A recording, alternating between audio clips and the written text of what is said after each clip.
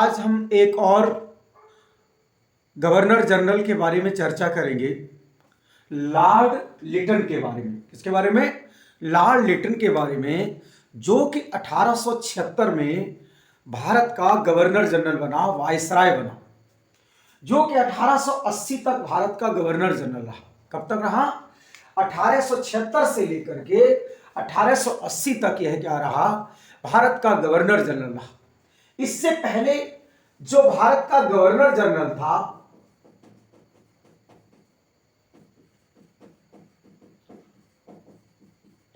इससे पहले जो भारत का गवर्नर जनरल था वह था लॉर्ड ब्रुक। क्या नाम था? Lord book. लॉर्ड ब्रुक की जगह लॉर्ड लिटन जो है भारत का गवर्नर जनरल बना सन 1876 से लेकर के 1880 के बीच में। इसका जो फुल नाम है वो है रॉबर्ट बुलेवियर लिटन। सही है, रॉबर्ट बुलेवियर लिटन। यह जो शुरुआत से ही साहित्य और उपन्यास में इसकी रुचि बहुत ज्यादा थी और साहित्य और उपन्यास के क्षेत्र में इसने बहुत सारे काम किए, इसलिए इसे ओवन मेरेडिथ नाम से जाना जाता है। किसके नाम से पुकारा जाता है? ओवन मेरेडिथ नाम से पुकारा जाता है। लेकिन भारत के संदर्भ में इसका जो कार्यकाल रहा है वह सही नहीं रहा। भारतीय लोग जो है इससे नफरत करते थे, क्योंकि इसकी सोच भारतीयों के प्रति सही नहीं थी। यह भारत में बढ़ते हुए राष्ट्रवाद का विरोध करता था। इसका मानना था कि भारत में जब राष्ट्रवाद का विकास होगा तो ब्रिटिश साम्राज्य को सही से नहीं चलाया जा सकता भारत के अंदर। यह एक साम्राज्यवादी सोच का व्यक्ति था और यह मानता था कि भारत में ब्रिटिश साम्राज्य जितना मजबूत रहेगा उतना ही क्या रहेगा? बेहतर रहेगा। अब प्रश्न यह उठता है कि इसके अंदर इस प्रकार के विचार कैसे आए? तो यदि इसके बचपन की देखें तो इसके बचपन में ही इसके जो माता पिता थे उनमें तलाक हो गया, वो अलग अलग रहने लगे। तो बचपन से ही इसके अंदर इसे प्रताड़ना मिलती रही, जिसके कारण सोसाइटी के प्रति इसकी जो सोच थी बहुत ही नेगेटिव हो गई, जिसका प्रभाव इसके व्यक्तित्व पर भी भविष्य में पड़ा। जब ये भारत का गवर्नर जनरल बना तो भारत में उन्हीं नीतियों को बढ़ावा दिया इसने जिससे ब्रिटिश साम्राज्य जो है ज्यादा से ज्यादा मजबूत हो सके। सबसे ज्यादा प्रतिक्रियावादी यदि कोई भी था तो वो यही था। भारत के लोगों के इसके विरुद्ध जो है प्रतिक्रिया बहुत ज्यादा हुई। इसने कई कानून ऐसे बनाए जिससे भारत के लोगों के अधिकार और स्वतंत्रताएं बहुत ज्यादा क्या हो गई? प्रभावित हो गई। यह साम्राज्यवादी सोच का व्यक्ति था, राष्ट्रवादी विरोधी था। भारत में कैसे पता चल सकता है? इसके कुछ कार्यों को हम देखते हैं। जैसे यह भारत में जब वायसराय बन के आया उसी साल इसने एक कानून बनाया, राज उपाधि अधिनियम। क्या बनाया? पहला काम इसने किया, राज उपाधि अधिनियम। राज उपाधि अधिनियम बनाया इसने सन 1876 में। कब बनाया? सन 1876 में क्या बनाया? कानून बनाया। और कानून बना करके जो ब्रिटेन की महारानी थी, ब्रिटेन की महारानी को भारत की सामग्री घोषित किया गया। क्या घोषित किया गया? भारत की जो है सामग्री घोषित किया गया, सम्राज्ञी घोषित किया गया। सही है? क्या किया गया? सम्राज्ञी घोषित किया गया। सही है? और इसके लिए इसने क्या किया? सन 1877 में, कब? सन 1877 में इसने भारत में एक भव्य आयोजन दिल्ली दरबार बोलते, क्या बोलते? दिल्ली दरबार का आयोजन किया और इसने बहुत ज्यादा पैसा खर्च किया। ध्यान रखना, जब इधर दरबार लग रहा था, दिल्ली दरबार लग रहा था, और उसी समय भारत के अंदर जो है आप देखेंगे मुंबई के क्षेत्र में, मद्रास के क्षेत्र में, बंगाल के क्षेत्र में बहुत ज्यादा अकाल पड़ा। क्या पड़ा? अकाल पड़ा। भारत में क्या पड़ा? अकाल पड़ा।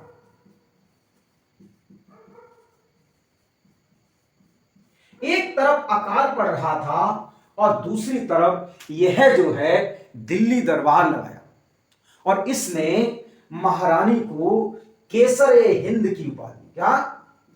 केसर-ए-हिंद की उपाधि, क्या दी? केसर-ए-हिंद की उपाधि इसने दी।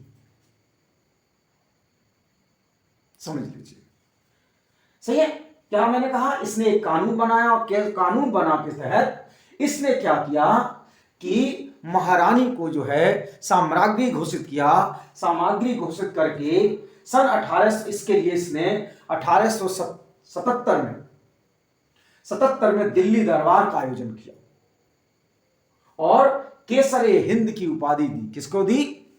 जो वहां की महारानी थी, उस महारानी को क्या किया? केसर-ए-हिंद की उपाधि क्या की? प्रदान की। अब एक तरफ इस प्रकार के आयोजन हो रहे थे तो दूसरी तरफ भारत के अंदर भीषण अकाल पड़ रहा था। तो एक कवि ने लिखा है, एक उस समय आलोचना करते हुए, कटाक्ष करते हुए एक कविता लिखी है कि जब रोम में आग लग रही थी, तब नीरो बांसुरी बजा रहा था। जब रोम में आग लग रही थी तब नीरो बांसुरी बजा रहा था। इस प्रकार की क्या की गई? आलोचना की गई से। लेकिन जब दिल्ली दरबार खत्म हुआ तो इसके ऊपर दबाव बढ़ गया। किसके ऊपर? लॉर्ड लिटन के ऊपर। भारत के लोगों ने दबाव बनाया कि इस तरीके का अकाल पड़ रहा है, और ऐसी कंडीशन में आप इस प्रकार की ध्यान रखिए, इस दिल्ली दरबार में 85,000 लोग शामिल हुए। कितने? 85,000 लोग शामिल हुए दिल्ली में। जब अकाल पड़ रहा था तो इसके लिए इसने क्या किया? दिल्ली दरबार खत्म हुआ तो एक आयोग बनाया। क्या बनाया? सन 1878 में अकाल की जांच करने के लिए एक आयोग बनाया। इस आयोग का नाम था रिचर्ड स्ट्रेची आयोग। क्या? रिचर्ड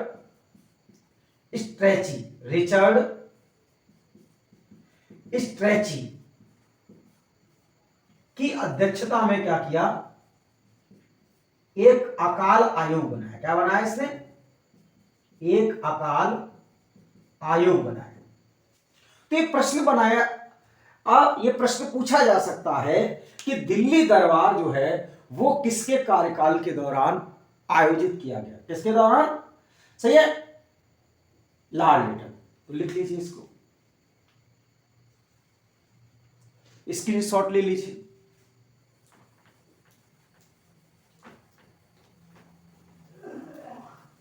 तो पहली घटना जो है, इस घटना से भी जो पता चलता है कि लॉर्ड लिटन जो है वो क्या था? एक साम्राज्यवादी सोच का व्यक्ति था। दूसरी घटना यह है कि सन 1878 में, कब? सन 1878 में इसने 1878 में इसने वर्नाकुलर प्रेस एक्ट बनाया। क्या बनाया? वर्नाकुलर प्रेस एक्ट बनाया। अर्थात भारतीय भाषा प्रेस अधिनियम, भारतीय भाषा प्रेस अधिनियम। इसके तहत इसने क्या किया, वर्नाकुलर प्रेस एक्ट के तहत कहा कि भारतीय भाषाओं में किसी भी प्रकार का अखबार नहीं छापा जा सकता। एक्चुअली ऐसा क्यों कर रहा था, क्योंकि सन 1978 के समय में क्या हुआ कि भारतीय जो राष्ट्रवादी लोग थे वो भारतीय भाषाओं में ब्रिटिश सरकार की आलोचना कर रहे थे। क्या कर रहे थे, ब्रिटिश सरकार की कमियां बता रहे थे, आलोचना कर रहे थे, जिससे यह क्या हो गया, रुष्ट हो गया। इसने कहा कि ब्रिटिश शासन की आलोचना नहीं करनी चाहिए। एक्चुअली हुआ क्या कि अमृत बाजार पत्रिका जो कि शिशिर कुमार घोष द्वारा चलाई जा रही थी, उस पत्रिका ने क्या किया कि कई आलोचनाएं की। किसकी, ब्रिटिश शासन की। जैसे ये पता चला किसको, लिटन को, तो उसने, लिटन ने क्या किया, कानून बनवाया और भारत के जितने अखबार थे उन अखबारों पर क्या लगा दिया, प्रतिबंध लगा दिया। क्या लगा दिया, प्रतिबंध लगा दिया सन 1878 में। और इसके लिए इसने क्या किया, वर्नाकुलर प्रेस एक्ट बनाया। क्या बनाया, वर्नाकुलर प्रेस एक्ट बनाया। इसीलिए इसको प्रेस पर प्रतिबंध लगाने वाला वायसराय भी कहा जाता है। प्रेस पर प्रतिबंध लगाने वाला वायसराय भी कहा जाता है। क्या कहा जाता है, वायसराय भी कहा जाता है। सही है, क्या कहा जाता है, समझ में आ गया। ध्यान रखना, एक पेपर है उस समय का, एक न्यूज़पेपर है। इस न्यूज़पेपर का नाम है पायनियर अखबार। क्या नाम है, पायनियर अखबार। इस पायनियर अखबार ने क्या किया, इस एक्ट का समर्थन किया। क्या किया, इस एक्ट का क्या किया, समर्थन किया। तो एक ये घटना है, तो लिख लीजिए इसको। इसके बाद एक और घटना है, इसने क्या किया, सन 1878 में ही एक अधिनियम बनाया जिसका नाम है शस्त्र अधिनियम।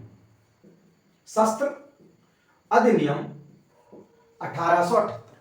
इसके तहत एक प्रतिबंध लगा दिया गया कि जो भारतीय लोग हैं, क्या है, जो भारतीय हैं, वो न तो शस्त्र क्या कर सकते हैं, रख सकते हैं, और न तो शस्त्र बेच सकते हैं, ना तो क्या कर सकते हैं, रख सकते हैं, ना तो बेच सकते हैं, और ना खरीद सकते हैं, ना खरीद सकते हैं। इन तीनों काम पर ही क्या लगा दिया, प्रतिबंध लगा। कोई भी भारतीय न तो शस्त्र रख सकता है, न तो बेच सकता है, और न खरीद सकता है। लेकिन इन्होंने क्या किया, इसने कि जो यूरोपीय लोग थे, भारत में जो यूरोपीय रहते थे और एंग्लो इंडियन रहते थे, आंग्ल भारतीय जो रहते थे, आंग्ल भारतीयों पर प्रतिबंध नहीं लगाया, जिसके कारण भारतीयों ने इसका विरोध किया कि यदि आप प्रतिबंध लगा रहे हो तो सब पर प्रतिबंध लगाओ। लेकिन इसने क्या किया, सिर्फ और सिर्फ भारतीय लोगों पर प्रतिबंध लगाया। जो यूरोपियन लोग थे और आंग्ल भारतीय लोग थे, इन पर क्या नहीं लगाया, प्रतिबंध नहीं लगाया। अर्थात जो शस्त्र रखने का जो अधिकार था वो भी क्या कर दिया, इसने समाप्त कर दिया। क्या कर दिया, समाप्त कर दिया। लिख लीजिए। इसके बाद देखिए अगला एक काम और क्या क्या है। इसके साथ ही एक और काम हुआ कि इसने इसी के समय में द्वितीय अफगान युद्ध भी हुआ। क्या हुआ, द्वितीय अफगान युद्ध भी हुआ। और इसी के इस द्वितीय अफगान युद्ध को इसको एक तरीके से क्या है, लिटन का समर्थन था। क्या था, लिटन का समर्थन था। एक्चुअली रूसी जो सेना थी वह अफगानिस्तान के एरिया पर कब्जा करना चाहती थी और भारत जो ब्रिटिश से वो क्या कर रहे थे, इस चीज का क्या कर रहे थे, विरोध कर रहे थे। लेकिन वो नहीं माने तो परिणाम स्वरूप क्या हुआ, युद्ध हुआ। और इस युद्ध का खर्चा जो है वो ज्यादातर कौन उठा रहे थे, भारतीयों पर। एक तरफ अकाल पड़ रहा था और दूसरी तरफ इस प्रकार का इसने क्या किया, युद्ध। सही है, मतलब अकाल की घटनाएं भी हो रही थी और दूसरी तरफ ये युद्ध भी क्या कर दिया इसने, प्रारंभ कर दिया। परिणाम स्वरूप भारत के लोगों पर बहुत ज्यादा क्या बढ़ गया, बोझ बढ़ गया। क्या बढ़ गया, बोझ बढ़ गया। सही है। इसके बाद इसी के कार्यकाल के अंदर सिविल सेवा की जो एज है वह 21 वर्ष से 19 वर्ष कर दी गई। क्या कर दी गई, आईसीएस, इंडियन सिविल सर्विस, जो कि लंदन में एग्जाम होता था इसकी एज जो है वो कितनी कर दी गई, 21 से 19 कर दी गई। लिटन ने ये दिमाग लगाया कि यदि ऐसा होता है, यदि एक एज जो है वो 21 से 19 साल हो जाती है तो भारत के लोग जो हैं वो इसमें शामिल नहीं हो पाएंगे। क्या नहीं हो पाएंगे, इसमें सिविल सेवा में शामिल नहीं हो पाएंगे। सही है। तो ये कुछ घटनाक्रम हैं जिन घटनाक्रम से आप पता चलता है कि जो लिटन था वह भारत का समर्थक नहीं था, भारत का एक तरीके से क्या था, विरोधी था और साम्राज्यवादी समर्थक था। राष्ट्रवाद को कम करने का इसने बहुत सारे क्या किए, प्रयास किए। और मेन प्रयास तो यही है कि वर्नाकुलर प्रेस एक्ट।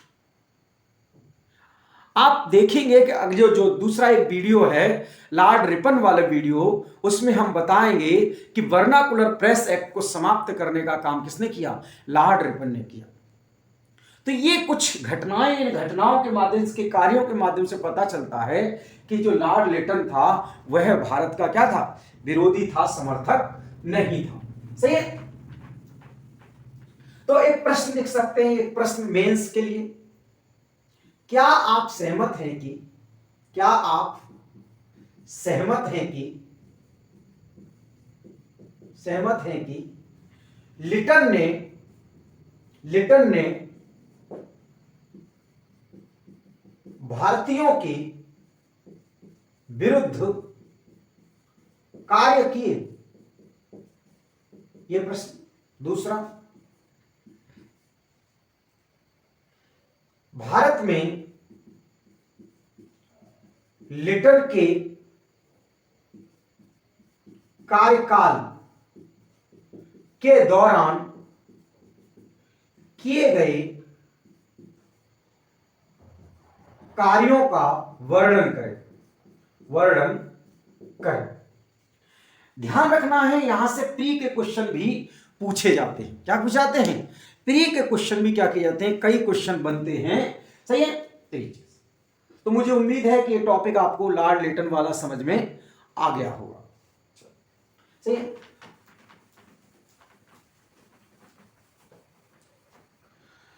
तो और भी वीडियो देखने के लिए चैनल को ज्यादा से ज्यादा सब्सक्राइब करें।